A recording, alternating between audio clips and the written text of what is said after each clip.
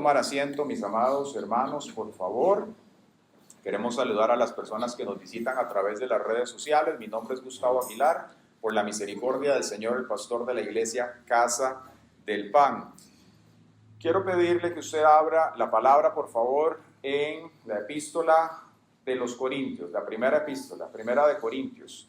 Hoy vamos a estar viendo un tema que a todos nos interesa, es un tema que de una o de otra manera tiene un impacto en nosotros como seres humanos y que siempre pues es importante que nosotros lo conozcamos. En Primera de Corintios vamos a estar viendo hoy varios capítulos aquí, entonces podemos ir al capítulo 9 inicialmente. El título de este mensaje es Recursos Divinos, la visión bíblica de la mayordomía. Y tenemos 3 objetivos de aprendizaje con este mensaje. El primero es conocer los principios financieros que enseña la Biblia respecto al diezmo y la ofrenda. El segundo es evaluar la validez de estos temas en el nuevo pacto. Y el tercero es poder presentar a la iglesia una estructura económica sugerida y buenas prácticas respecto al uso de las finanzas desde la perspectiva bíblica. Cuando nosotros vemos la palabra de Dios, nos damos cuenta que las finanzas es un tema bastante presente, no solo desde el antiguo pacto, sino en el nuevo también. De hecho, la palabra de Dios nos habla más de las finanzas que del cielo y del infierno. Nosotros cuando hablamos allá afuera o con personas y compartimos, muchas veces hablamos de Dios, de la salvación, de la transformación que Dios hace en nosotros, de la eternidad y un montón de aspectos que tienen mucho peso. Pero a veces dejamos de lado otros que son igualmente importantes, como lo hemos estado mencionando hace unos minutos. El matrimonio es un asunto fundamental en la sociedad, es la estructura básica que sostiene lo que hay allá afuera. Las finanzas es un pilar también en las familias. Hoy en día, cuando revisamos las estadísticas, nos damos cuenta que muchos de los divorcios que hay hoy en día, no solo en Costa Rica, sino a nivel mundial, es por temas de mal manejo financiero. El estrés que esto provoca a las parejas muchas veces provoca una ruptura interna que después no tienen manera de reparar. Y sea que usted esté casado o no lo esté, o en miras de casarse, el tener una estructura financiera de acuerdo a la palabra de Dios es importantísimo. Podemos ver esto como el fundamento de una casa. Usted no puede comenzar a colocar techos, vigas y demás si usted no tiene un cimiento firme, ¿cierto? Aquellos que han construido, y no hace falta que usted no haya construido, es algo que tiene sentido común, se necesita una estructura y un fundamento básico para poder conducir la vida en principios financieros también. Y dentro del reino, nosotros como hijos de Dios no es la excepción. La palabra del Señor nos dice, pues si en las riquezas injustas no fueron fieles, ¿quién les confiará lo verdadero? Cuando la palabra del Señor nos habla de las riquezas injustas, no se refiere a bienes mal habidos ni a un mal manejo de la economía, sino se refiere a aquellos recursos financieros que Dios pone en nuestro alcance, aquí en la tierra. Y nos dice que si nosotros hacemos un buen uso de ellos, Dios también nos va a confiar lo verdadero. Esto apunta a recursos divinos, recursos de parte de Dios para la iglesia, para poder expandir el reino y para poder vivir de la manera que el Señor lo quiere. Entonces, si la Biblia habla de las finanzas, ¿cómo se supone que la iglesia debe responder a este tema? Podemos resumirlo en una palabra y esa misma amalgama otros aspectos también, incluidas las finanzas, es la mayordomía. La mayordomía la podemos básicamente traducir como administración, una buena administración. La palabra de Dios nos enseña que nosotros como hijos de Dios debemos ejercerla, y no solamente sobre las finanzas, sobre el tiempo, sobre el cuerpo, sobre nuestros hijos, el matrimonio, su carrera profesional o empresa, lo que sea que usted tenga necesita una buena administración, si no las cosas van a colapsar tarde o temprano. Entonces, como tal, la mayordomía vemos que es un concepto bíblico fundamental y central en el plan de Dios. Vemos que Dios todo lo que ha hecho, lo ha hecho en orden. Y la mayordomía también representa un aspecto fundamental en la relación entre el hombre y Dios. ¿Sí? Nosotros hablamos muchísimo que el cristianismo no es una religión y ciertamente no lo es una relación. Y así como toda relación, en ella se van estableciendo niveles de confianza en diferentes temas. En nuestra relación con Dios, el manejo de las finanzas es exactamente igual. Dios a nosotros nos confía, y usted se podrá preguntar ¿qué? Recursos, talentos, economía, familia, un cuerpo, etc. Y nosotros tenemos que administrar este aspecto también. Es parte de nuestra relación con Dios. Veámoslo como un matrimonio. Un matrimonio se casa y van a tener cierto nivel de confianza en muchos temas. Y en las finanzas también debe haber transparencia en todo. No se pueden tener agendas ni cuentas paralelas, fantasmas desaparecidas en las Bahamas. Eso no puede haber. Tiene que haber transparencia y lo ideal, apuntan los expertos en las finanzas, es que exista un fondo común sobre el cual usted va a aplicar principios y porcentajes para poder gestionar ese fondo común y que entonces las cosas se conduzcan de la mejor manera. ¿Quién dice amén? Yo veo gente ahí codeándose, ¿verdad? Tengamos paz en Cristo, por favor, paz en Cristo. Otra razón por la cual esto es importante que la iglesia lo maneje es porque nosotros estamos expuestos al escrutinio y cada vez más hay un escrutinio. A nivel social, a nivel de gobierno, cada vez existe un escrutinio más de las personas. Conforme las economías se vuelven más digitales, cada vez hay más visibilidad de esto. Y lamentablemente también hay que mencionarlo y sin temor, muchas veces ha habido escándalos de mal uso de las finanzas en empresas, en iglesias también, y por eso es muy importante que se tenga un uso transparente de las finanzas. Y la iglesia no es la excepción. Sobre esto vamos a ampliar un poquito más adelante y cómo la iglesia, en nuestro caso la iglesia Casa del Pan, maneja el principio de transparencia. Amén. Además, la obra regeneradora del Espíritu Santo claramente viene a transformar nuestra vida y de forma integral. Sí, lo que pasa es que a veces el cristiano como que se queda solamente en el lado espiritual. Decimos, Dios viene y nos transforma y nos regenera y usted dice, aleluya, amén, ya no voy a ser la persona iracunda, ya mi suegra no va a sacar el revólver cuando llego a la casa y esas cosas, ¿verdad? Que a otros les pasa en otro tiempo, sin Cristo. Ya eso no debe pasar, pero las finanzas y a veces como otros temillas se nos quedan como en el cajón. Y no es una excepción. La regeneración que el Espíritu de Dios produce en nosotros toca todas las áreas, o debería hacerlo. El asunto es que así como cualquier otra, nosotros debemos rendirla al Señor, esta también. Llega el momento en el cual uno tiene que abrirse con Dios, tener una conversación seria, como cuando usted va donde el médico y le dice, ve, ese colesterol suyo está como para freír todo McDonald's, ¿verdad? Cuando pasan esas cosas y uno dice, bueno, está bien, voy a empezar a ordenarme. Así con el Señor también. Usted tiene que decirle, ok, Señor, este soy yo en este tema. Ayúdeme a ordenarme. Y entonces el Señor nos da su sabiduría para poder nosotros comenzar a movernos de la manera que el Señor así lo quiere. Una tercera razón por la cual el aprender de las finanzas es sumamente valioso es que el uso del dinero es un reflejo de las prioridades de nuestro corazón, sí o sí. En lo que usted invierte se refleja las prioridades de su corazón. Hay quien invierte más en el gimnasio que en su educación. Hay quien invierte más en el closet que en su salud. Hay personas que invierten más en viajes que en su pensión, ¿cierto? Entonces, eso refleja muy bien las prioridades que hay en el corazón. Donde yo invierto es algo que tiene el cristiano que analizar. Entonces empecemos por lo fundamental. Alguien se pregunta, ok, pastor, vamos por cada uno de los aspectos, desde la A hasta la Z hoy. ¿Qué son el diezmo y la ofrenda?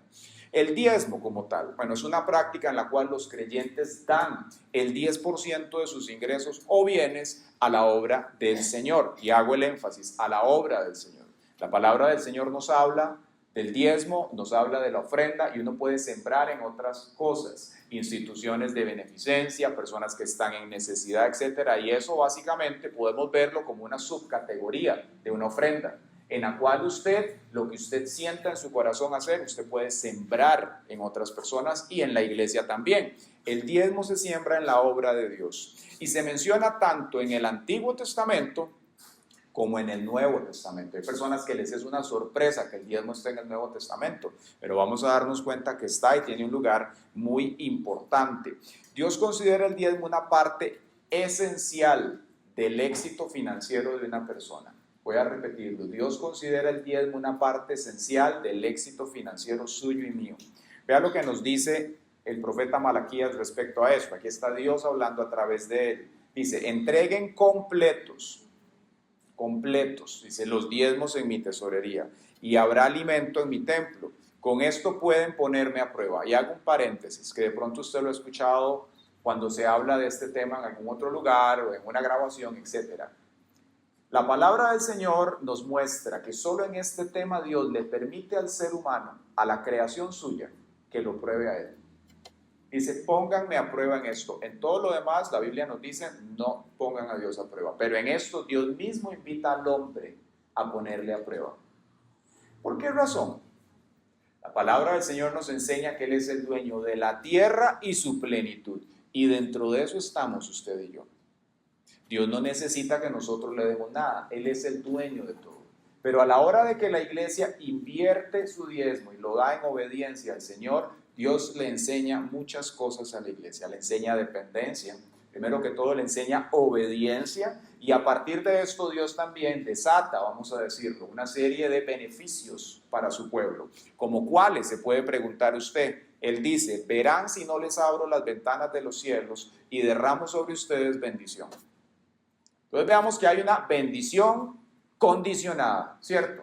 El asunto es que la iglesia muchas veces escucha bendición y ya se va de bruces, pero hay bendiciones condicionadas y muchas de ellas son así. Por ejemplo, la palabra del Señor nos enseña que el Señor, hablando de la sanidad de la tierra al pueblo, le dice, por tanto, si se humillare mi pueblo sobre el cual es invocado mi nombre, entonces yo sanaré su tierra, ¿cierto? Por tanto, si se humillare mi pueblo, hay bendiciones condicionadas, así como hay otras que no lo son. Van a ocurrir con usted o sin usted, conmigo o sinmigo, diría uno. ¿Cómo qué? Como el rapto. Va a ocurrir, usted lo quiera o no lo quiera. El Señor va a venir por su iglesia un día. En este tema vemos que esta es una bendición condicionada. Nos dice aquí que el Señor va a bendecir y va a derramar bendición. Dice, lo digo yo, el Señor de los ejércitos. Además, no solamente va a bendecir, viene otro aspecto, dice, además, reprenderé a los insectos que lo devoran todo para que no destruyan los productos de la tierra ni dejen sin uvas sus viñedos. Veamos entonces que hay asuntos que podríamos nosotros, abriendo y cerrando comillas, decir naturales, una plaga, cosas que de pronto usted dice, pero ¿por qué no salen las cosas que no son tan naturales? ¿Sí? Y que desde una perspectiva natural, científica, usted los ve externamente y dice, qué raro, pero ¿por qué se mueren las cosechas? ¿Por qué se mueren los animales? ¿Por qué le está pasando esto a este país? ¿Por qué ese país no se levanta? ¿Qué es lo que está aconteciendo? Podemos ver aquí que hay cosas que obedecen a causas espirituales. Y que el Señor dice que cuando su pueblo le honra con los diezmos y las ofrendas, Él va a reprender, hay versiones que dicen al devorador, es decir, las plagas y todo lo que está aconteciendo afuera que podría dañar su economía también. Lo afirma, lo digo yo el Señor de los ejércitos, todas las naciones dirán que ustedes son benditos porque serán una nación envidiable. Vea que el propósito de Dios con esto no es que usted simplemente esté bien, sino llamar la atención de las naciones. ¿Para qué? ¿Por qué cree usted que Dios quiere que la gente vea y ponga los ojos en la iglesia? Porque el Señor quiere que seamos luz y sal.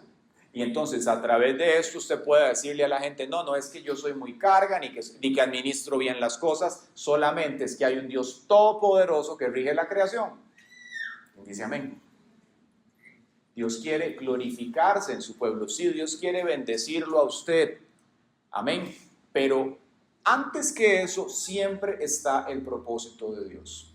Muchas veces la iglesia busca a Dios solamente por la bendición, desconectada del propósito como tal. Nosotros tenemos que tener presente que toda bendición que Dios te quiere dar tiene un propósito. El matrimonio tiene un propósito. La bendición económica también, el ministerio, etcétera, su trabajo, todo lo que Dios le confía a usted en esta tierra tiene un propósito. Siguiente, hablamos que es el diezmo. Ahora, ¿qué es la ofrenda? La ofrenda es una contribución voluntaria y puede ser de cualquier cantidad. A diferencia del diezmo, no tiene un porcentaje específico. La persona básicamente da de lo que se sienta a gusto hacerlo. Las ofrendas también las vemos tanto en el Antiguo Testamento como en el Nuevo Testamento. En general apuntan a un acto de agradecimiento de las personas. Por apoyo a un ministerio también. Lo vemos en 2 Corintios 9:7, en Hechos 20:35. Una ofrenda puede ser a nivel económico, sí, pero también puede ser en especias. Hay personas que han dado de su cosecha. De hecho, en ese tiempo la economía no era metal como hoy en día. Si bien había oro y otro tipo de materiales, para ellos eran cosechas, ganado, etcétera, ¿cierto? Hay personas que lo hacen de esa forma. Ofrendas con fines específicos. Hay ocasiones en las cuales una persona de pronto quiere sembrar algo en la iglesia. Lo hemos visto. Alguien dice, bueno, yo quiero sembrar un equipo en la iglesia o quiero sembrar en un ministerio. Ofrendas por fines específicos también se puede dar. En todo momento es una decisión voluntaria y tiene que ser alegre. La Biblia dice que Dios ama al dador alegre. Siguiente, existe la ayuda al necesitado. Y todos estos son componentes que nosotros debemos contemplar en nuestra estructura financiera. La ayuda al necesitado. Vea lo que nos dice Proverbios 19:17. A Jehová presta el que da al pobre, y el bien que ha hecho se lo volverá a pagar. Yo le puedo decir a usted que como iglesia, como familia, nosotros hemos practicado esto por años y es impresionante ver el mover de Dios sobrenatural cuando uno ayuda a una persona en necesidad. Hay una sobrenaturalidad de Dios alrededor de eso. Y no se trata de que usted lo vaya a hacer, ahorita vamos a hablar de esto por el business, ¿verdad? Usted dice, ahí está el ROI, el retorno de inversión, vamos a ayudar al necesitado de una vez. No, no se trata de eso. Es porque el Señor quiere que nosotros seamos un reflejo suyo en esta tierra. Amén. Cuando uno estudia a Dios, su naturaleza, usted se da cuenta que hay atributos de Dios que son comunicables al ser humano y hay atributos que son incomunicables. ¿Cómo cuáles? Como la omnisciencia de Dios. Solamente Él es omnisciente, Él todo lo sabe. Pero hay atributos de Dios que son comunicables a nosotros, es decir, que Él quiere que nosotros los imitemos. Por ejemplo, la santidad. Dios quiere que nosotros lo imitemos a Él en la santidad. Dios es creador, Él constantemente nos dice la Biblia que Él repuebla la tierra. Vea qué maravilla, Él hace que se multipliquen los animales, los campos. Él es el que hace esa maravilla. Y el Señor quiere que nosotros así igual seamos gente dadora, alegre. ¿Usted se imagina a Dios sentado en su gran trono brillándole los codos diciendo, ay no voy a multiplicar los animales, qué cansado, no va a alcanzar? No le luce, ¿verdad? Ni a nosotros como sus hijos. Deberíamos ser gente dadora, alegres en esto. ¿Por qué? Porque es un reflejo de la naturaleza con la cual Dios nos creó cuando la Trinidad se reunió y dijo, hagamos al hombre a nuestra imagen y semejanza. ¡Qué maravilla eso! Dios quiere que nosotros compartamos ciertas características con Él también. Entonces, ayudamos al necesitado no simplemente por hacerlo y desconectado de un propósito, lo ayudamos para decirle, yo creo que el Señor a usted le quiere levantar de ahí, usted conoce a Jesús. Eso es muy diferente que usted parquearse en un semáforo, abrir el vidrio y darle a alguien y no decir ni hola. ¿Sí? No se trata de una caridad ni de dar limosnas, se trata de una ayuda al necesitado por un propósito espiritual. Usted poder levantar a esa persona y ojalá poder invitarle a una iglesia, hablarle de Cristo y poco a poco irlo aproximando al Señor para que entonces Él haga esa transformación en esa vida. Es muy interesante cuando uno revisa la historia de la misión evangélica, por ejemplo, en África. Usted se da cuenta que África es un país, un continente enorme, gigante. Y África siempre ha estado expuesto al pillaje, a los piratas, a los corsarios, al saqueo de otras potencias. Esa ha sido la historia, lamentablemente, de esa nación, inclusive de ellos mismos. La esclavitud ha sido parte de inclusive la historia de esa nación. Por tanto, por mucho tiempo, África estuvo expuesta a la miseria. Ahora bien, cuando usted revisa los últimos 50 años de la historia de África, usted se da cuenta que dentro de los países que hay allí, muchos de ellos han logrado prosperar y aquellos que lo han hecho son principalmente los cuales hace años he estado sembrando el evangelio en esa nación. Entonces uno puede ver cómo los principios de la palabra del Señor van transformando, impactando, matizando el estilo de vida de las personas allí, al punto que inclusive economistas ateos vienen a reconocer y a decir el cristianismo está provocando un cambio en África. En el África subsahariana, por ejemplo, todos los hospitales que hay allí han sido sembrados por misiones cristianas, el 100%. Y eso es lo que Dios quiere de parte de nosotros, que tengamos un impacto a nivel social. No es simplemente ayudar, sino que la gente vea ese Dios de amor a través nuestro. ¿Quién quiere ser eso? No es sino hasta que escuchamos estas cosas que a veces como que comenzamos a conectar y es bueno. Hay que orar y pedirle al Señor, Padre, ponga al frente mío la oportunidad para yo poder ayudar a alguien, para poder sembrar en una persona, para poder dar, Señor.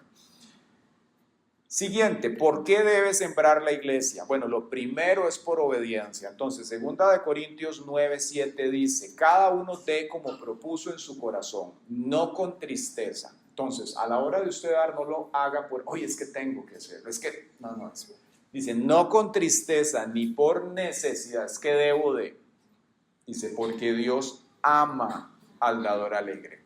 Es decir, en el momento que usted va a dar su diezmo, su ofrenda digital o en físico, como usted lo tenga, eso que usted va a dar en sus manos en ese momento, en esa transacción digital, es un reflejo del sudor y el esfuerzo suyo que usted pudo generar porque Dios es el que le ha dado salud, talento, fuerza, vida para poder hacerlo.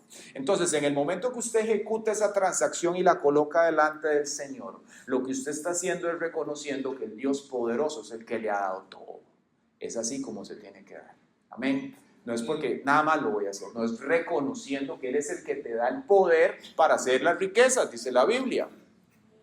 Cuando usted hace eso, entonces usted básicamente está cumpliendo con parte del propósito por el cual Dios creó al ser humano, que es un propósito transformador en esta tierra. Desde que Dios puso al hombre en el gran Edén, Él dijo, sojuzgue la creación. Y cuando nosotros vemos hoy el mundo, verdaderamente ha sido transformado por el ser humano, a pesar del pecado. Nosotros como seres humanos le damos forma a la tierra. Ese es el propósito de Dios y esto es parte de su propósito también. Entonces, la iglesia debe sembrar en respuesta al llamado de parte de Dios. ¿Llamado de qué? Llamado de extender el mensaje del evangelio, de atender las necesidades espirituales y materiales de las personas también. La iglesia debe ayudar al necesitado. Nosotros lo hacemos constantemente. Ahora, hay personas que tal vez se preguntan, pero pastor, ¿por qué no pone las fotos de la ayuda social en las redes sociales? Porque no nos gusta exponer a las personas. La Biblia dice, lo que hace su mano derecha no lo haga la izquierda. Pero los que están aquí y han estado cerca de esto tienen visibilidad de todo lo que la iglesia realiza constantemente. Amén. En el Nuevo Testamento, la iglesia asume la responsabilidad delante del Señor de llevar adelante la gran comisión. Y eso no ocurre de manera inalámbrica nada más. Se ocupan recursos. Usted ve aquí equipo, se invierte en personas, se hacen actividades, etc. Para eso se ocupan recursos. Podemos verlo aún en el Antiguo Testamento. Cuando iban a levantar el tabernáculo, el Señor dijo, traigan pieles de esto, este material, esto otro, esto, y se hace de esta manera.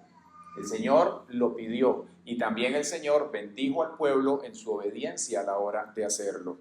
Para ello se necesitan no solamente recursos, se necesitan talentos de personas, se necesita el servicio, el conocimiento, la capacidad y los bienes. A veces resulta muy sencillo decir, bueno, voy a dar el diezmo y la ofrenda, voy a sembrar y no involucrarse en la obra del Señor. Y el Señor quiere ambas. El Señor quiere que tanto como puedes dar, también puedas servirle a Él.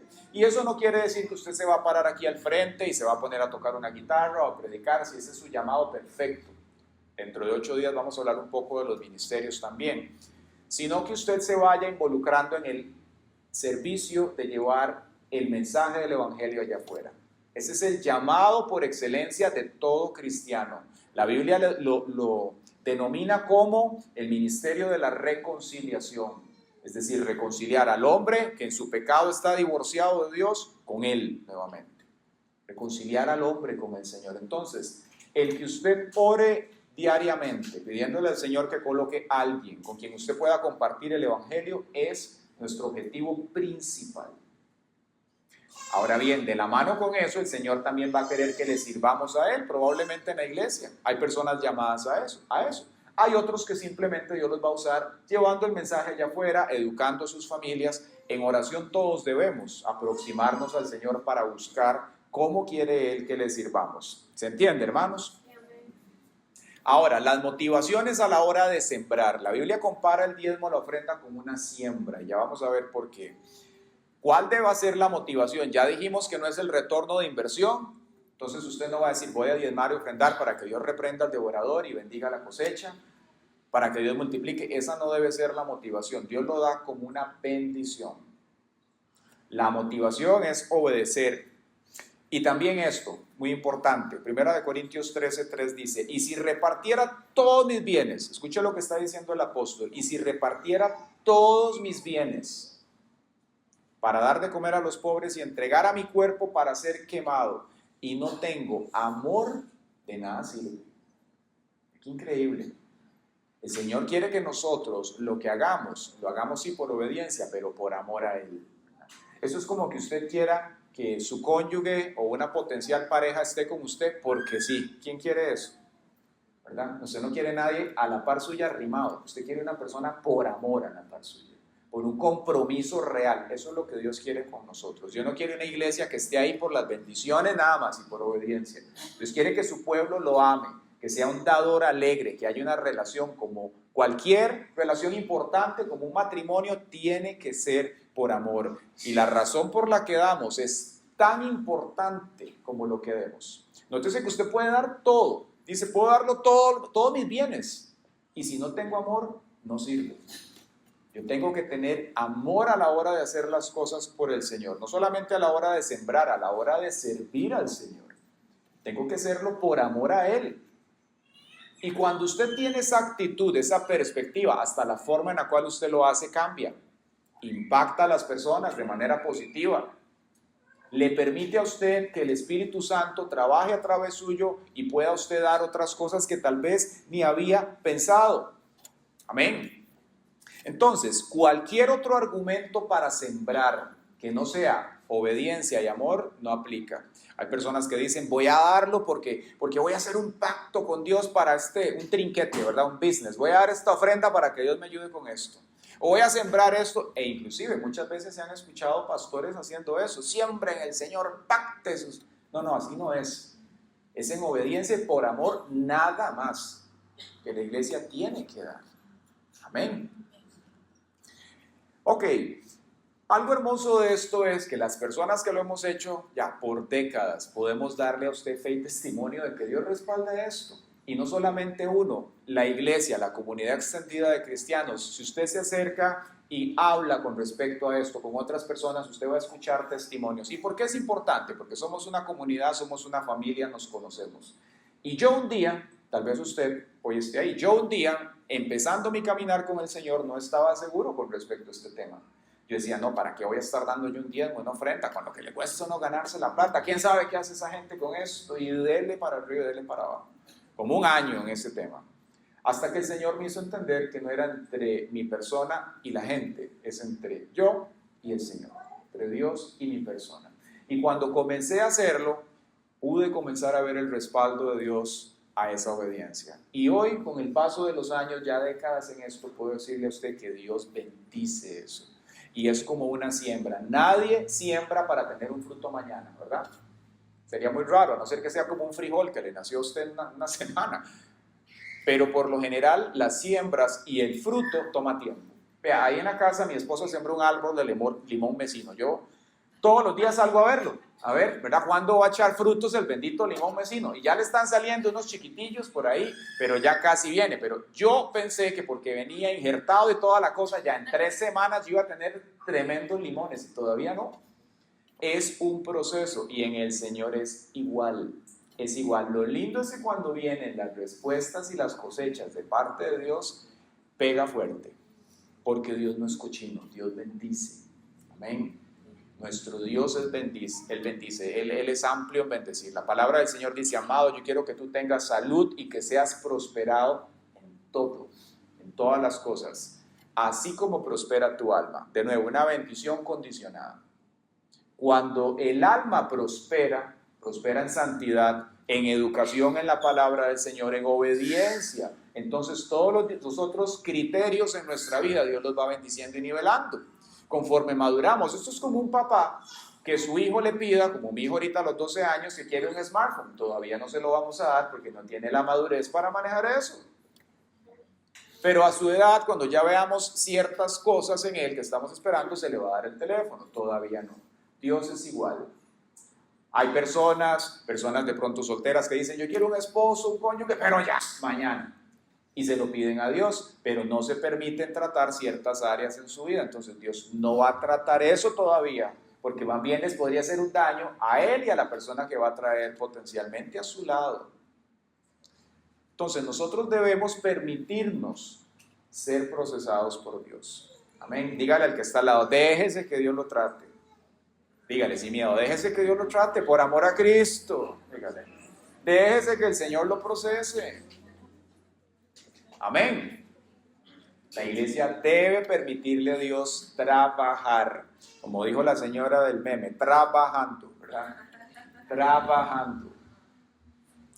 Siguiente pregunta, ¿dónde debe el cristiano sembrar el diezmo y la ofrenda? Bueno, ya hablamos un poco de esto. Vamos a responderlo claramente. El cristiano diezma y ofrenda donde se alimenta espiritualmente, es decir, la iglesia local. Primera de Corintios 9, del 7 al 11. Dice, ¿qué soldado presta servicio a expensas de sus propios recursos? ¿Quién planta una viña y no come de sus uvas? ¿O quién pastorea el rebaño y no bebe de la leche que ordeña? Esto lo digo no solo de acuerdo con el punto de vista humano, sino también de acuerdo con la ley. Porque en la ley de Moisés está escrito, no pondrás bozal al buey que trilla. ¿Quiere decir esto que Dios se preocupa de los bueyes? ¿O más bien lo dice por nosotros? En realidad esto se escribió por nosotros. Porque tanto el que ara como el que trilla deben hacerlo con la esperanza de recibir su parte de la cosecha. Si nosotros sembramos entre ustedes lo espiritual, y aquí está hablándole Pablo a la iglesia de los Corintios, será mucho pedir que cosechemos de ustedes lo material.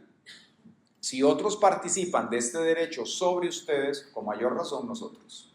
Entonces Pablo lo que les estaba enseñando a ellos es que a la hora de ellos servir a la iglesia en ese lugar, se esperaba también una cosecha material para poder entonces extender el reino en ese lugar donde ellos estaban. Y él les establece el caso desde el Antiguo Testamento y les dice, esto es lo correcto, Dios lo estableció así.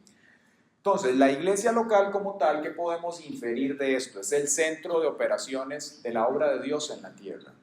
A partir de ahí, Dios hace que nosotros, cada uno, crezcamos. Los que estamos aquí, yo estoy aquí porque un día estuve en una iglesia, me enseñaron, pude crecer y aprendí. Y a partir de eso la iglesia creció. Y eso mismo con cada uno de nosotros. En ese lugar estuve siendo un niño, hoy estoy aquí siendo un hombre y estoy formando otros niños para que avancen y continúe el eslabón de bendición.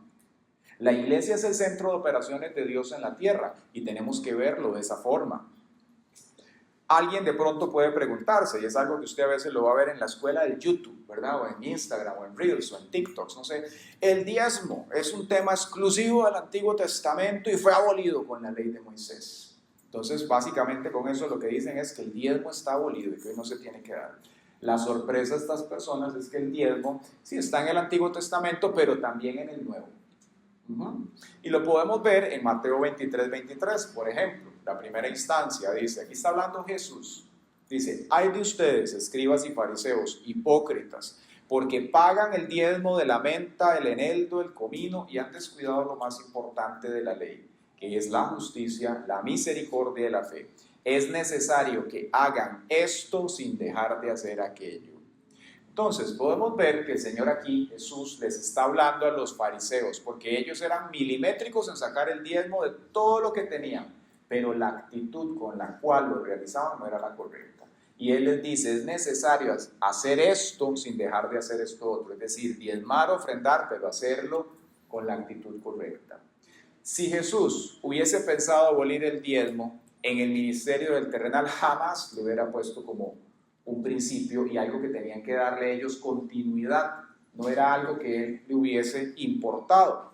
Ahora más, con respecto a esto, el diezmo es mencionado 7 veces en la epístola a los Hebreos, en Hebreos 7 del 1 al 10. Y aquí ocurre en el momento en el cual el Señor se aparece a Abraham. Y lo interesante cuando Dios se aparece a Abraham, y por qué Abraham es importante para nosotros como cristianos, porque Abraham es el padre de la fe, es el prototipo nuestro, a través del cual las promesas que Dios le dio a él son entregadas a nosotros. Entonces, dice que Abraham va a una batalla y cuando Abraham viene de esa batalla se le aparece este personaje que no es nada más y nada menos que una teofanía de Jesucristo. Se le conoce como Melquisedec, el rey del cielo. Y Abraham viene con tremendos botines de la victoria que tuvo en esta guerra y Abraham entiende delante de quién está. Y Abraham le entrega los diezmos de todo y lo bendice Melquisedec. Entonces imaginémonos el escenario inexpugnable que esto representó. O sea, Abraham topándose con Jesús y él bendiciéndolo en ese momento. Y no solamente lo hizo Abraham, lo hizo Jacob también más adelante. Cuando Jacob va oyendo y le dice, si tú me bendices te daré el 10% de todo. Y Dios lo hace y lo bendice. Y así mismo los patriarcas. Ahora, ¿cuál es la sorpresa? Que eso fue fuera de la ley. La ley de Moisés no estaba ahí. Entonces el diezmo no es un tema exclusivo de la ley. Dios se lo reveló a los patriarcas, en la ley le dio continuidad y Jesús en el Nuevo Testamento habla de esto también. Y cuando nosotros venimos como iglesia y lo hacemos, Dios también nos bendice. ¿Quién dice amén? Ahora bien, veamos algunos principios o buenas prácticas relacionadas a la siembra y a la cosecha. Vean, nosotros tenemos que hacer de esto un principio de honra, es decir, que a la hora que lo hacemos estemos honrando a Dios.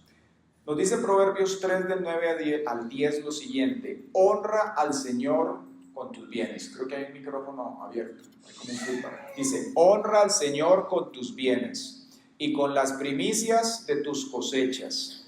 Y nótese la bendición de esto, de nuevo, una bendición condicional. Dice, tus graneros se saturarán de trigos y tus lagares rebosarán de vino. Ahora, ¿por qué nos dice las primicias? Porque Dios no le dijo a la iglesia en ese momento, vea, saque la cosecha, pague lo que tiene que pagar, gaste lo que tiene que gastar y al final me trae lo que le queda, si usted puede. ¿Por qué el Señor les dijo las primicias? Porque la primicia era lo primero que emergía. Y a la hora de ellos hacer esto, básicamente estaban confiando que al traerlo delante del Señor, Él iba a bendecir el restante de la cosecha también. Y así lo hace Dios. El asunto es que nosotros como seres humanos, lo que queremos es, llegó el ingreso, gastamos, pagamos las cuentas, todo lo que hay que hacer y al final, sí queda, vamos a darle como la sobra a Dios. Así no funciona ni va a funcionar. Cuando yo vine a conocer este tema hace 20 años con el Señor, fue exactamente así. Yo decía, bueno, voy a sacar lo que tengo que pagar, la universidad, todo esto, y no podía sacarlo. Y no lo sacaba, y yo pensaba, es que si lo saco no me va a alcanzar para esto, y tampoco para esto, y tampoco para la fiesta. Mentira, ya en ese tiempo había venido a Cristo, entonces no va a alcanzar.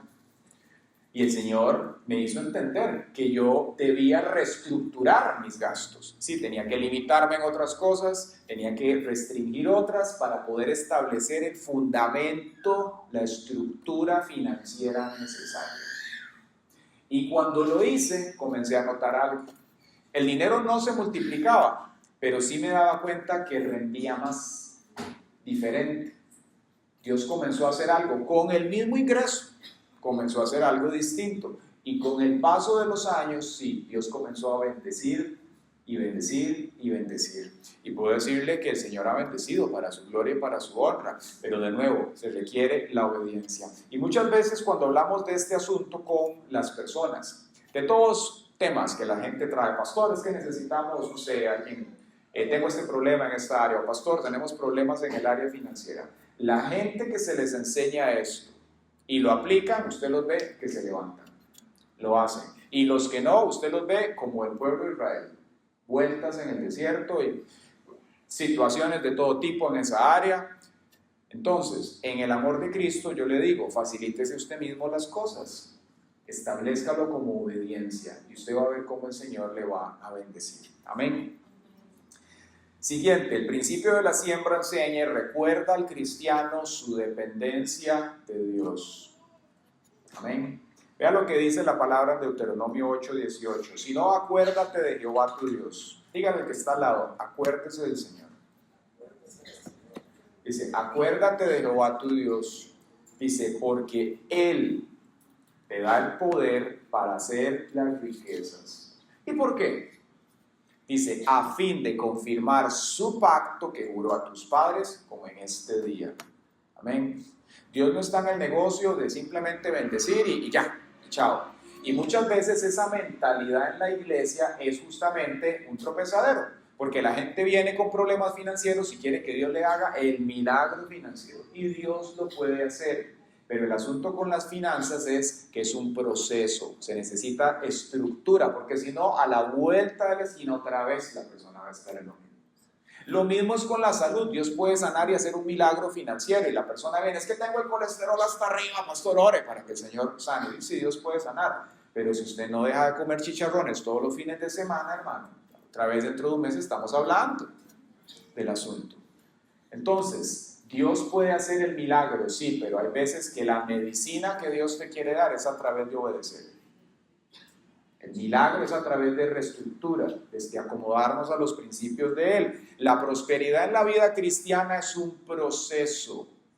La iglesia, ¿cuánto le han pedido a Dios $1.000.000? Yo un montón de veces se lo pedí en el pasado. Señor, $1.000.000 y todo se arregla. Y cuando usted ve gente que se ha pegado a la lotería, usted ve y estudia un montón de casos que han terminado en la calle y pierden todo. ¿Por qué? Porque no tienen educación financiera. La prosperidad para el cristiano es un proceso. Surge del cambio de vida mediante el Espíritu Santo en obediencia, no es instantáneo. Amén. Tenemos que establecer el orden del Señor para que entonces Él nos bendiga también. Si Dios viene y le hace a usted el milagro y le da $1.000.000 o le paga las deudas y usted no decide honrar a Dios nuevamente, es muy probable que vuelva a estar allí. Estamos aquí, hermanos. Bien, entonces, somos administradores de lo que Dios nos da, sí o sí, incluyendo el 90% restante también. Hay personas que dicen, ok, vamos a dar el diezmo, vamos a dar la ofrenda y lo demás vamos para Dubái, tremendo paseo. Si Dios le ha bendecido y lo quiere llevar allí, vaya, perfecto, pero también aprenda a gestionar todo lo demás que Dios le ha dado. Y ya vamos a ver un ejemplo de cómo la palabra nos enseña respecto a esto. Bien, principios relacionados a la siembra. Ya vimos algunos relacionados a nosotros como creyentes, ¿sí? Ahora, principios relacionados a la siembra, pero para la iglesia. La iglesia es una organización, es el centro de operaciones de Dios en la tierra y la iglesia no está exenta de escrutinio y transparencia, ¿ok? Entonces, la iglesia y la familia cristiana deben enseñar acerca de las diferentes facetas de la mayordomía, incluida el área financiera.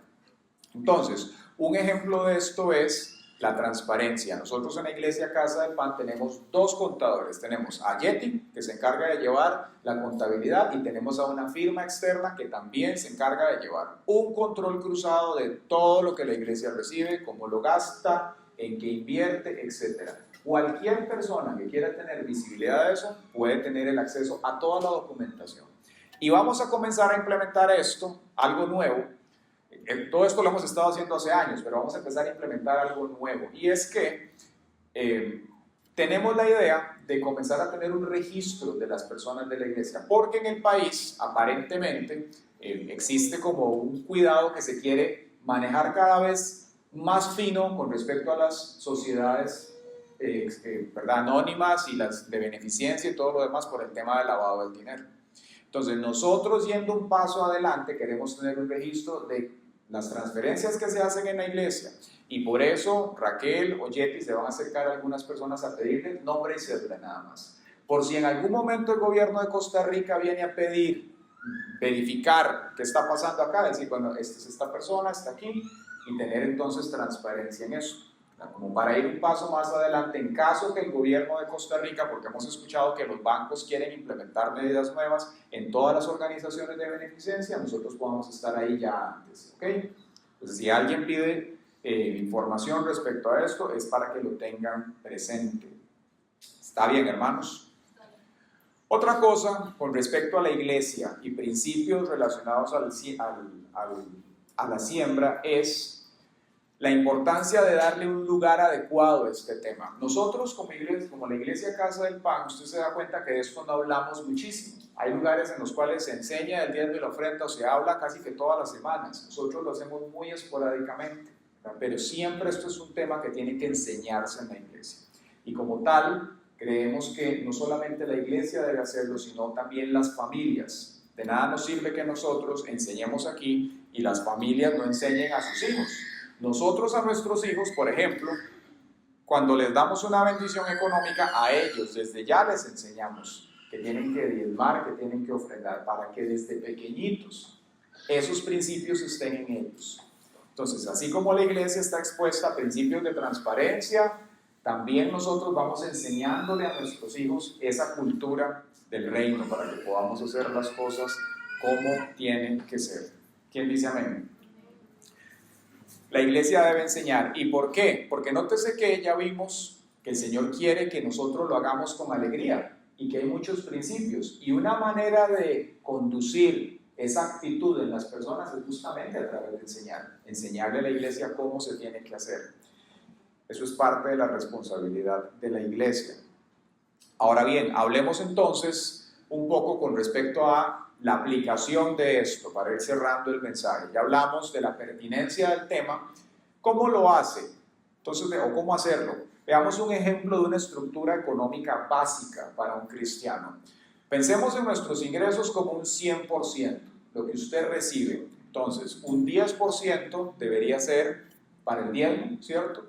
Otro 10% usted como cristiano debería invertirlo, sea ahorros o inversiones, o sea, ojalá un 10%, ¿verdad? Mínimo un 5, un 10 que usted pueda invertir, tener ahorros o inversiones. Ideal que su endeudamiento no pase de un 40%, ojalá menos, pero que no pase del 40% del endeudamiento que usted tenga. Un 30% para de pronto alimentación, ¿sí? Y un 10% restante para otros, cosas que usted haga, paseos, salidas, etc. Entonces voy a repetirlo, un 10% de ahorro, un 10% de ahorro o inversión. Ideal, menos de un 40%, máximo un 40% de endeudamiento, 30% de comida, 10% para otros. Entonces, dicho eso, si usted implementa esta estructura financiera, usted va a poder entonces ver al Señor bendecirle en las diferentes áreas a nivel económico que usted necesita. Eso no quiere decir que nosotros como pastor no le vamos a atender en temas de consejería por asuntos financieros, pero como todo, para que podamos ver el respaldo del Señor, necesitamos obedecerle a Él. Amén. Esto es como las personas que vienen y nos dicen, pastor, es que estoy en adulterio, ok, y es que me encanta estar con tal persona en tal lugar. No conviene eso. En obediencia usted debería apartarse de ese lugar para que, ¿verdad?, eso no pase. Igual en este y en cualquier otro tema.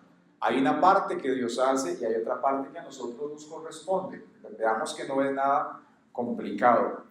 Dicho lo anterior, yo quiero invitarle a que oremos, ¿verdad?, que nos pongamos sobre nuestros pies, al grupo de alabanza que pase.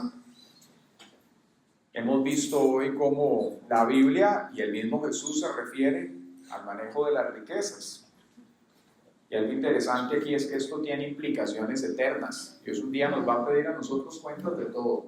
Lo que hicimos, lo que hablamos, cómo lo manejamos. Entonces es menester empezar pronto a hacerlo, a obedecerle al Señor como Él lo quiere. Vimos que la mayordomía es un concepto central en la palabra, un mandamiento para los cristianos. Y también vimos algo al inicio que quisiera retomar, que es que la manera en la cual nosotros utilizamos el dinero es un reflejo de las prioridades en nuestro corazón.